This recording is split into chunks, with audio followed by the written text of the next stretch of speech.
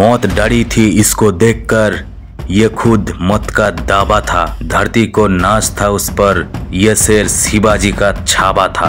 छाबा छाबा माने কি জানেন? ছাবা মানে হলো বাঘের বাচ্চা, আর বাঘের রক্তে সমঝোতা বলে কিছু থাকে না। শিবাজিকে বলা হতো বাঘ, আর ছাবা হচ্ছে ছত্রপতি শিবাজি মহারাজের পুত্র ছত্রপতি সম্ভাজি। এটা সেই সম্ভাজি যে সম্ভাজি সিংহকে পরাজিত করার ক্ষমতা রাখেন। এটি সেই সম্ভাজি যার তরোয়ারির ঝলকানিতে শত্রুপক্ষের বুকে কাঁপুনি ধরতে থাকে।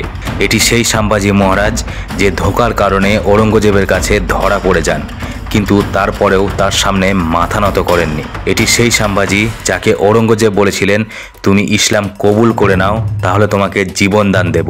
সম্ভাজি তার উত্তরে বলেছিলেন, ঔরঙ্গজেব তুমি মারাঠাতে যোগ দাও, আমি কথা দিচ্ছি তোমাকে তোমার ধর্ম পরিবর্তন করতে হবে না। কিন্তু তারপর ঔরঙ্গজেব সম্ভাজির সাথে যেটা করেছিলেন সেটা জানলে আপনারা চমকে যাবেন। সম্ভাজির আঙুলের প্রত্যেকটা নখ তুলে নেওয়া হয়েছিল, প্রত্যেকটা আঙুল কুচি কুচি করে কাটা হয়েছিল, চোখে গরম রড ঢুকিয়ে দেওয়া হয়েছিল, তার শরীরে প্রত্যেকটা অঙ্গে তলোয়ার চালানো হয়েছিল। শুধু তাই নয়, তার ক্ষতবিক্ষত শরীরে নুন লঙ্কা বেটে মাখিয়ে দেওয়া হয়েছিল।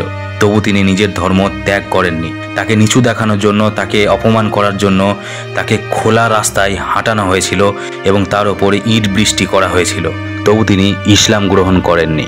ভিকি কৌশলের ছাবা সিনেমাটিতে ধর্মের জন্য, দেশের জন্য সম্ভাজির যে বলিদান সেটাই তুলে ধরা হয়েছে। ইতিহাস বইয়ে আমরা পড়েছি মোগল সাম্রাজ্যের বীরত্বের কথা, আকবর কত মহান ছিলেন সেই কথা, শাহজাহানের প্রেমের কথা, কিন্তু কোনো একটি কারণে আমাদের থেকে লুকানো হয়েছে আমাদের আসল ইতিহাস। আমাদের থেকে লুকানো হয়েছে শিবাজি, সম্ভাজি, তানাজি, পেশোয়া বাজিরাও, পৃথ্বীরাজ চৌহানের মতো বীর এবং পরাক্রমী সনাতনী শাসকদের। আপনি জানলে অবাক হবেন, পেশোয়া বাজিরাও তার 40 বছর বয়সে 42টি যুদ্ধ লড়েন এবং তিনি অপরাজেয় ছিলেন। মোগল শাসকদের রীতিমতো দম বন্ধ করে রেখে দিয়েছিলেন তিনি। আর ঠিক সেই মতো সম্ভাজিকেও গায়েব করে দেওয়ার চেষ্টা হয় ইতিহাস থেকে। কিন্তু একটা কথা মনে রাখবেন, ইতিহাসকে কিছুদিনের জন্য লুকিয়ে রাখা যায় কিন্তু মুছে ফেলা যায় না। তাই আমাদের মহান ভারতের মহান যোদ্ধাদের বীরত্বের কাহিনী পাঠ্যপুস্তকে জায়গা না পেলেও সিনেমার মাধ্যমে তুলে নিয়ে আসার চেষ্টা হচ্ছে। ছাবা শুধুমাত্র একটি সিনেমা নয়, এটা আমাদের আবেগ, এটা আমাদের আসল ইতিহাস। সম্ভাজি মহারাজ তার জীবনকালে 120টি যুদ্ধ লড়েন এবং তিনি প্রত্যেকটা যুদ্ধে জয়লাভ করেন, কিন্তু শেষে বিশ্বাসঘাতকতার কারণে তিনি ধরা পড়ে যান।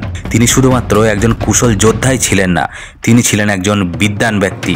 মাত্র 13 বছর বয়সে তিনি 13টি ভাষা রপ্ত করে ফেলেছিলেন। তিনি মাত্র 14 বছর বয়সে 4টি গ্রন্থও লিখে ফেলেছিলেন। তিনি মাত্র 16 বছর বয়সে তার প্রথম যুদ্ধ লড়েন এবং সেই যুদ্ধে তিনি জয়লাভ করেন।